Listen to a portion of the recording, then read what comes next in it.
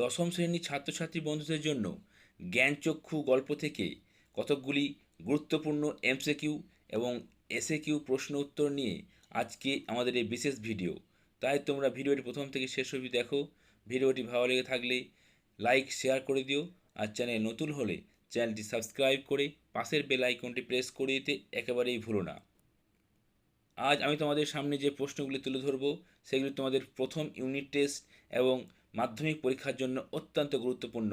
তাই তোমরা প্রত্যেকটি প্রশ্ন এবং উত্তর ভালোভাবে দেখে নাও। প্রথম প্রশ্ন, মেসোর উপযুক্ত কাজ হবে সেটা, বক্তাকে তপনের মাসি। ক্রমশ কথাটাও ছড়িয়ে পড়ে। এখানে ছড়িয়ে পড়া কথাটি হলো কারেকশনের কথা। তপনের সম্পূর্ণ নাম কি ছিল? শ্রী তপন কুমার রায়।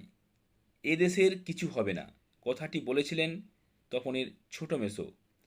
তা ওরকম একটি লেখক মেসো থাকা মন্দ নয় কথাটি কে বলেছেন? কথাটি বলেছেন তপনের মেজ কাকু। সূচিপত্রেও নাম রয়েছে, নামটি হলো শ্রী তপন কুমার রায়। ছোট মাসি তপনের থেকে কত বছরের বড়? বছর আষ্টেকের, অর্থাৎ 8 বছরের বড়।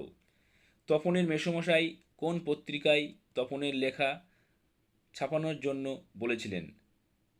কোন পত্রিকায় তপনের গল্প ছাপানোর কথা বলেছিলেন? সন্ধ্যাতারা পত্রিকায়। মায়ের সাথে তপন মামার বাড়িতে এসছিল ছোট মাসির বিয়েতে। কথাটা শুনে তপনের চোখ মার্বেল হয়ে গেল। কথাটা হলো তপনের মেসো একজন সত্যিকারের লেখক। তপনের মেসোমশাই হলেন পেশায় একজন অধ্যাপক। রত্নের মূল্য জহুরির কাছেই। এখানে রত্ন ও জহুরি হলো, রত্ন হলো তপনের লেখা গল্প, আর জহুরি হলেন ছোট মেসো। এটা আবার আলাদা করে আসতে পারে। রত্নটা কি? রত্ন হচ্ছে তপনের লেখা গল্প, আর জহুরি হলো তপনের ছোট মেসো। শুধু এইটাই জানা ছিল না, অজানা বিষয়টি হলো মানুষই গল্প লেখে।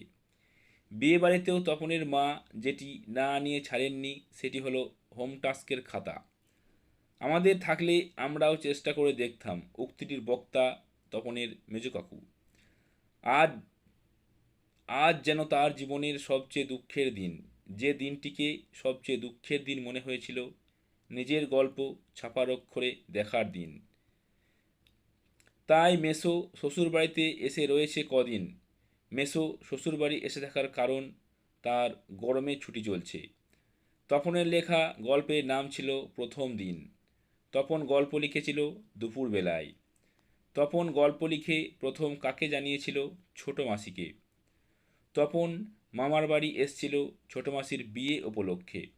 এমসিকিউ প্রশ্নগুলো তুমি ভালোভাবে দেখে নিলে। এবার এসে কিউ। আর তোমরা বিশ্বাস করবে কিনা জানি না, এখানে কোন ঘটনার কথা বলা হয়েছে? এক জায়গায় বসে তপনের একটা আস্ত গল্প লিখে ফেলার কথা এখানে বলা হয়েছে, যেন নেশায় পেয়েছে। এখানে কোন নেশার কথা বলা হয়েছে? এখানে তপনের গল্প লেখার নেশার কথা বলা হয়েছে। হোম টাস্ক ফেলে রেখে লুকিয়ে লুকিয়েও সে গল্প লিখে গেছে। শুধু এই দুঃখের মুহূর্তে গভীরভাবে সংকল্প করে তপনের সংকল্প কী ছিল? তপন সংকল্প করেছিল যে যদি কখনো লেখা ছাপাতে হয় তাহলে তপন নিজে গিয়ে তা পত্রিকার অফিসে জমা দেবে। কেন তপন হঠাৎ একটা ভয়ানক উত্তেজনা অনুভব করেছিল?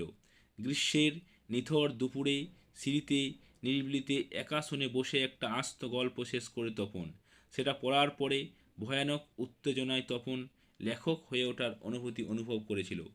কথাটা শুনে তপনের চোখ মার্বেল হয়ে গেল।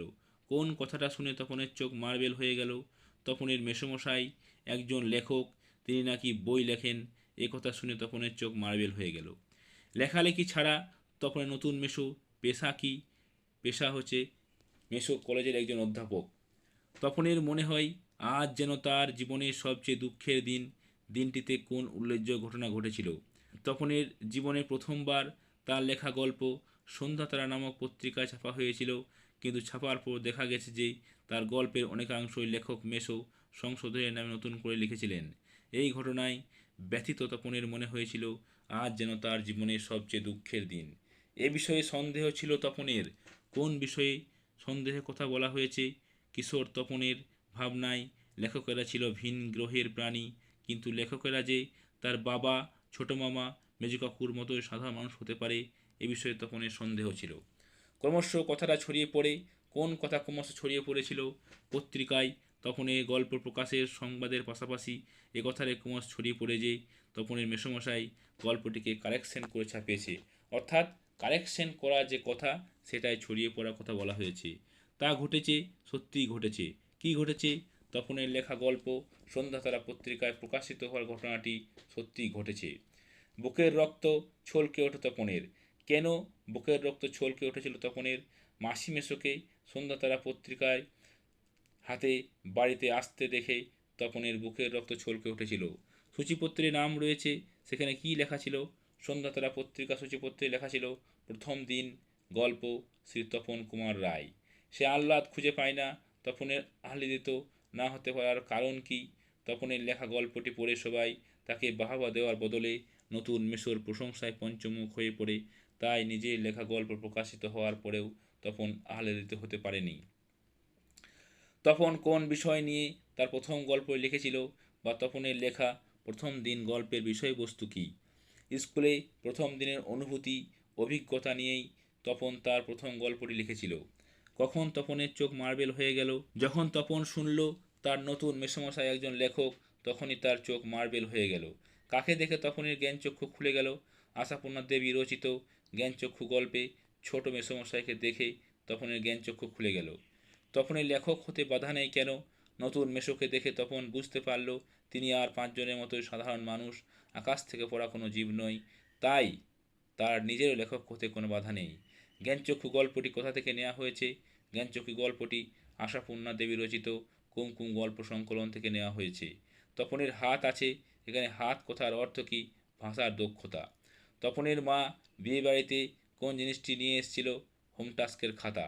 ওর হবে, কার কি হবার কথা বলা হয়েছে?